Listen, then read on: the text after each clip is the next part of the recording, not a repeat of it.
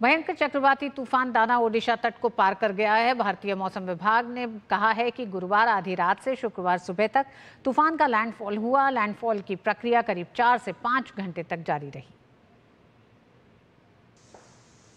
भीषण चक्रवात दाना अपने पीछे विनाश का मंजर छोड़ गया है। क्षतिग्रस्त मकान, टूटे हुए पेड़, बाधित सड़कें और उखड़े हुए बिजली के खंभे, ये नज़ारा ओडिशा में आम है।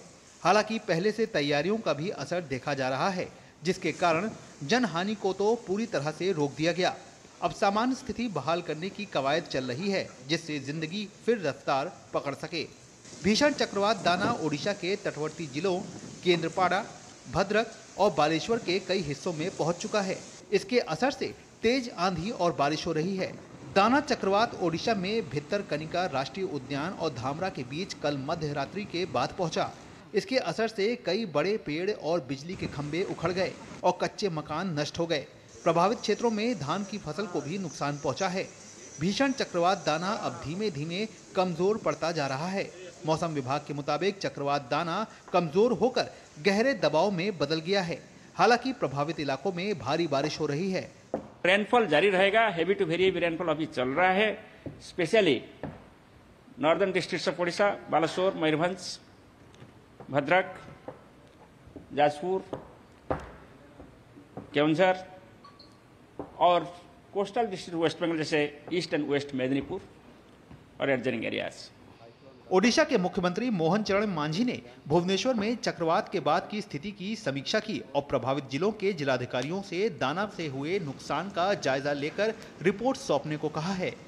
There has been no report of any casualty anywhere. We have achieved the target of zero casualty due to proper planning and execution. Airport services have become normal. All the road blockage will be clear by 1 PM today. पश्चिम बंगाल में भी चक्रवात दाना का असर देखने को मिला। हालांकि राहत और बचाव के लिए पहले से ही तैयारियां की गई थीं। कोलकाता में भारी बारिश से शहर के विभिन्न हिस्सों में जल भराव हो गया। मुख्यमंत्री ममता बनर्जी के मुताबिक चक्रवात के दौरान एक व्यक्ति की मौत हो गई।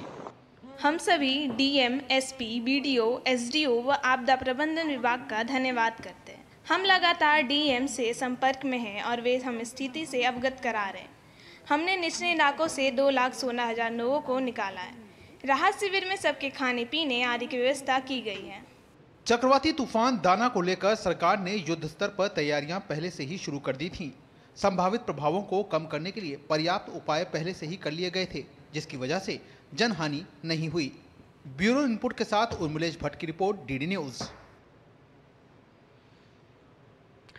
भारत में पिछले कुछ दशकों में आपदा प्रबंधन के मोर्चे पर जनता के बीच यानी कि समुदायों के बीच में और साथ ही साथ राज्यों के साथ बेहतर समन्वय का ही नतीजा रहा कि आपदा प्रबंधन के तहत ही बेहतर आपदा प्रबंधन के साथ दाना चक्रवात के दौरान भी जनहानि नहीं हुई है। आइए एक बार ये भी देखते हैं कि किस तरह से इस दाना चक्रवात से पहले जो पूर्वानुमान थे उस पर मौसम विभाग से लेकर तमाम और एजेंसियों ने किस मुस्तैदी से काम किया है।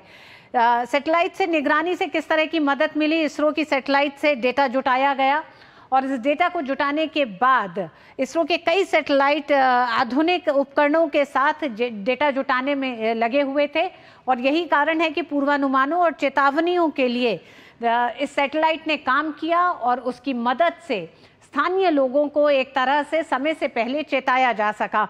इनसेट 3DR अंतरिक्ष यान लगातार चक्रवात पर नजर बनाए हुए थे और उसी की वजह से तमाम बारीक जानकारियां मिलती रहीं। वार्निंग सिग्नल के जरिए समुद्र में जहाज़ों को सतर्क किया गया, मछुआरों को सतर्क किया गया, उन्हें समुद्र में नहीं जाने दिया गया। तो ये तमाम जो एक तरह से पूरा एक तंत्र जो विकसित किया गया है वो एक बड़ी मजबूत एक तरह से आपदा प्रबंधन दिखाई दिया इस दाना चक्रवात के दौरान भी, जिसका एक बड़ा असर दिखा है कि जनहानि नहीं हुई है। साथ ही साथ ये भी देखा गया कि किस तरह से युद्ध स्तर पर जो तैयारी की गई थी, तटीय इलाकों में वार्निंग सिस्टम भी लगाए गए थे। साथ ही साथ तटीय इलाकों में लोगों के घरों को खाली कराया गया। नदी के समुद्र के किनारे जो लोग रह रहे थे उन तक चेतावनियों को पहुंचाया गया। तटीय इलाकों में मॉनिटरिंग टावर लगाए गए और इन मॉनिटरिंग टावर के ही जरिए पहले से ही समुद्र से दूर रहने की चेतावनी दी जा सकी तमाम मछुआरों को, जिसका एक बड़ा असर दिखाई दिया है। मछुआरों को समुद्र में न जाने की चेतावनी जारी की गई थी। इसी के साथ कोलकाता बंदरगाह को बंद किया गया था। चेतावनी के तहत ही बंगाल में राज्य आपदा प्रबंधन बल की 13 बटालियनों को तैनात किया गया था। तो ये वो तैयारियां थी जो दाना चक्रवात के पूर्वानुमानों के आधार पर तैयारियां की गई और उन तैयारियों का एक बड़ा असर जमीन पर दिखाई दिया। Odisha state disaster management authority का गठन किया गया। ओडिशा सरकार की ये तमाम वो एक तरह से तैयारियां हैं। प्राकृतिक आपदाओं को लेकर लोगों को जागरूक किया गया और ये जागरूक करना सिर्फ किसी एक चक्रवात को लेकर नहीं है, ये सिलसिलेवार मतलब मुसलसल किया जाता है और उसका एक बड़ा असर दिखता है। आपदाओं से निपटने की तैयारी, ट्रेनिंग के लिए सरकार ने इंफ्रास्ट्रक्चर भी तैयार किया है, जिसकी वजह से ही आज हम इस मकाम पर पहुंच पाए हैं कि इस तरह की आपदाओं का, प्राकृतिक आपदाओं का सामना भी करते हैं, उससे जनहानि को बचा सकते हैं। प्रभावित इलाकों से निकाले गए लोगों के लिए 7,200 साइक्लोन सेंटर बनाए गए हैं। ओडिशा में 385 बचाव दलों को तैनात किया गया। साथ ही 20 एनडीआरएफ, 51 ओडीआरएफ, 220 अग्निशमन दल तैयार किए गए थे। चक्रवात के लैंडफॉल को ध्यान में रखते हुए 95 ओडिशा वन विकास निगम दल भी तैनात किए गए थे। साथ ही साथ 213 चिकित्सा दल को तैनात किया गया था। यानी कि हर मोर्चे पे तैयारी की गई थी। दाना चक्रवात से निपटने के लिए 120 पशु चिकित्सा दल भी तैनात किए गए थे।